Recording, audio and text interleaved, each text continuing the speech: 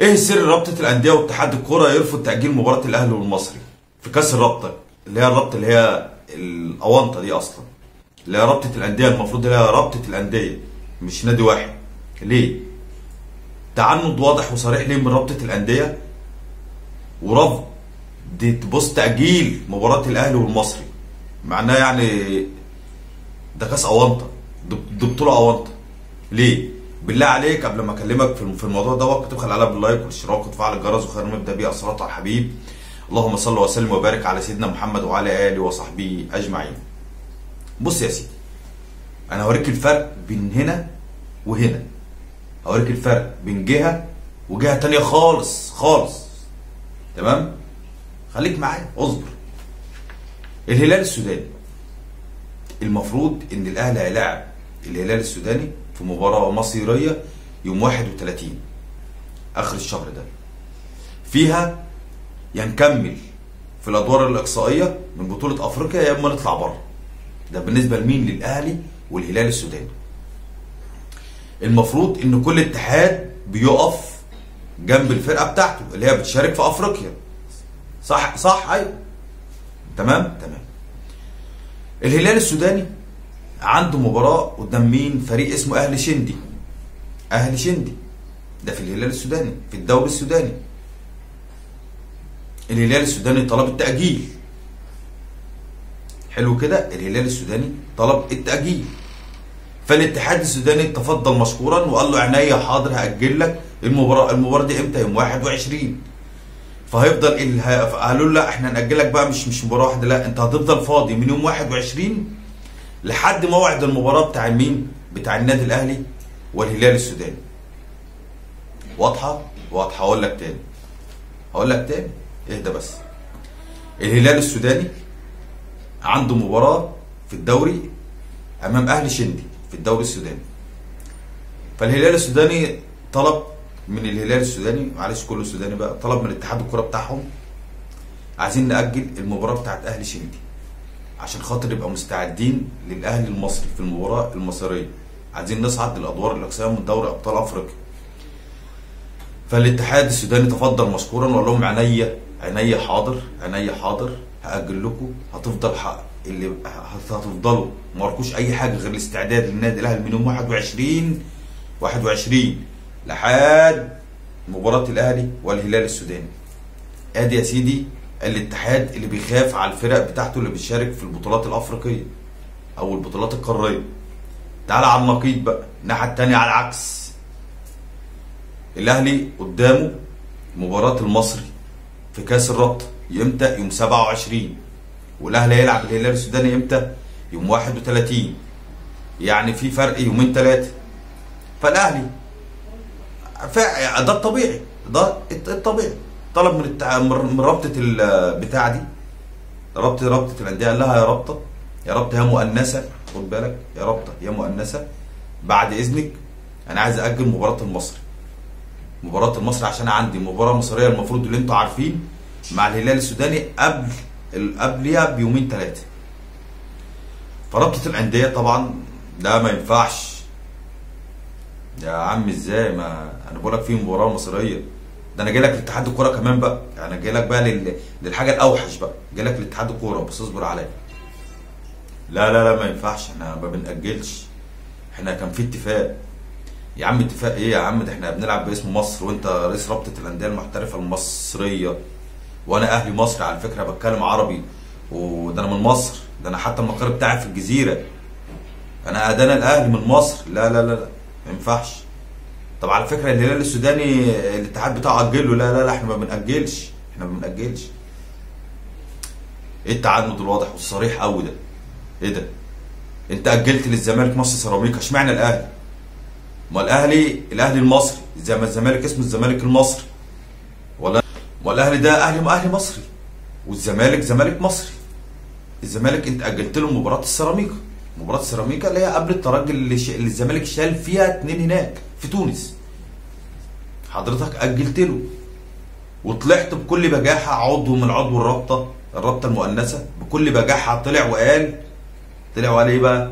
قال لك لا احنا ما بنأجلش، في اتفاق ان مفيش تأجيلات، مع انك انت حضرتك اجلت انت حضرتك اجلت مباراه الزمالك وسيراميكا قبل مباراه الزمالك والترجي في تونس في رادس.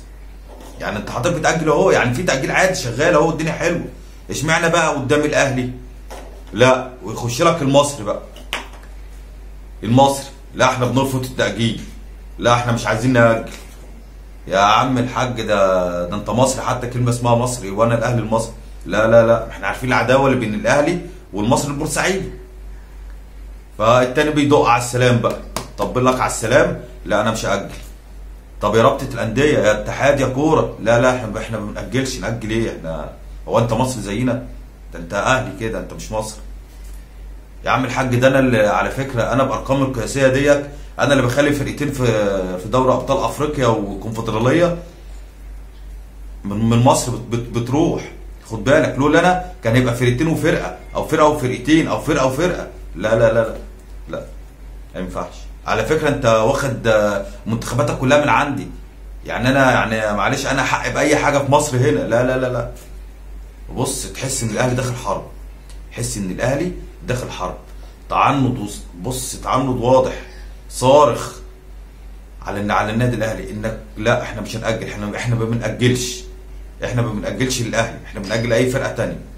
طيب هو مين راس الرابطه ده؟ مش احمد دياب؟ احمد دياب. هات لي لاعب راح المنتخب، هات لي لاعب من فيوتشر. رئيس رابطه الانديه هو رئيس النادي فيوتشر، صح ولا لا؟ هات لي لاعب من فيوتشر راح المنتخب، يعني في لعبه كويسه، صح ولا لا؟ لا بس ده عشان ايه؟ هيلعب كاس الرابطه لازم نلعب بكم من نجوم. انت ايه يا عم انت؟ ده رئيس رابطه الانديه هو رئيس النادي، ما توديناش بقى في حته ثانيه بقى. طيب خد يا سيدي بقى الحته اللي انا اقول لك عليها، ان مارسيل كولر هو اللي طلب الانسحاب من رابطه الانديه، الانسحاب من بطوله كاس رابطه الانديه. تاني مارسيل كولر والنادي الاهلي بيدرس دلوقتي حالا هو زي ما بكلمك اهو الانسحاب من كاس رابطه الانديه دي اللي هي الاونطه دي. ما الاهلي لو انسحب البطوله مالهاش لازمه، لازم تبقى فاهم. الاهلي لو انسحب البطوله في حد ذاتها شكرا، مش تبقى لها لازمه. لان الراعي اللي بيجي، الراعي بتاع البطوله بيجي عشان خاطر الاهلي وعشان خاطر الزمالك. يعني 70% اهلي 30% زمالك، او 80% اهلي 20% زمالك. فانت شلت ال 80% فهيجي لك ايه؟ هيجي لك ال 20%. ال 20% دول مش فين الجوائز اللي هتطلعها وفين؟ هتبقى بطوله خسرانه، هتبقى بطوله خسرانه. فالنادي الاهلي بيخش اي بطوله بينجح. فحرب على النادي الاهلي رابطه البتاع دي، رابطه الانديه. خرج علينا وليد العطار. بص ما هو مش رابطه الانديه بس، لا ده اتحاد الكوره كمان. خرج علينا وليد العطار قال لك احنا بنحاول، خدنا مش عارف موافقه اللي احنا يبقى في 30,000 متفرج ولا مش عارف 40,000 متفرج. طيب حلو يا عم والله، طب جميل، طب حلو. فين بقى؟ برج العرب. نعم يا اخويا في برج العرب. ليه؟ اصل استاد القاهره فيه صيانه. ايه ده والله؟ شفت بقى الحرب بتيجي منين ومنين؟ شفت الحرب بتيجي منين ومنين؟ بس يا سيدي يعني ايه حضرتك؟ اصل في استاد القاهره في صيانه. طب يعني ايه؟ يعني ممكن الاهلي ما يلعبش كده مباراه الهلال في استاد القاهره؟ ده مارسيل كولر قدم طلب رسمي النادي الاهلي لازم يلعب بالمباراه في استاد القاهره. شفت الحرب بتيجي منين ومنين؟ عايزين يمنعوا الاهلي من استاد القاهره وفي نفس الوقت ما ياجلوش مباراه المصري. يا راجل يا طيب، ازاي؟ شفت بقى؟